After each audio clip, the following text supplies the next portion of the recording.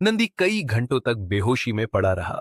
दवाइयां वो अपना काम कर रही थीं और शिव उसके पास बैठा उसकी देखभाल करता रहा। चारों तरफ शांति थी। बस कमरे में उसकी थकी सांसें और बाहर से आती ठंडी हवा की आवाज।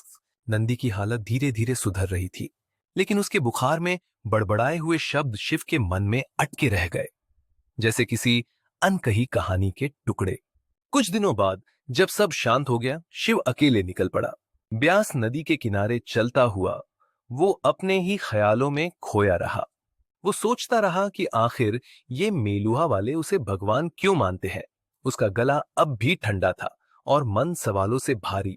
चलते चलते वो एक खुली जगह पहुंचा, जहां सामने एक मंदिर था, सफेद और गुलाबी संगमरमर से बना, इतना सुंदर कि नजरें हटाना मुश्किल हो। शिव वहां कुछ देर खड़ा रहा, चारों तरफ की शांति को महसूस करता हुआ। उसे लगा शायद यही सच्ची भक्ति है। और तभी मंदिर के प्रांगण में एक रथ रुका। उस रथ से एक स्त्री उतरी, जैसे हवा में ठहरती हुई। शिव बस उसे देखता रह गया।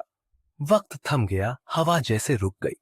उसे नहीं पता था वो कौन है, लेकिन कुछ भीतर से कह रहा था, अब सब कुछ बदलने वाला है। उसके बाद का दृश्य धुंधला सा था। अचानक का हमला, तलवारों की चमक, धूल और आवाजों का कोलाहल।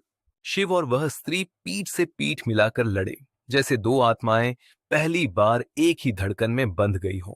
जब सब शांत हुआ, बस धूल उड़ रही थी और दूर से उसके रथ के पहिए फिर चल पड़े।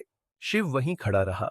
वह दूर जा रहे रथ के पहियों की आवाज सुनता है और उस स्त्री की जाती हुई परछाई को देखता रहता है।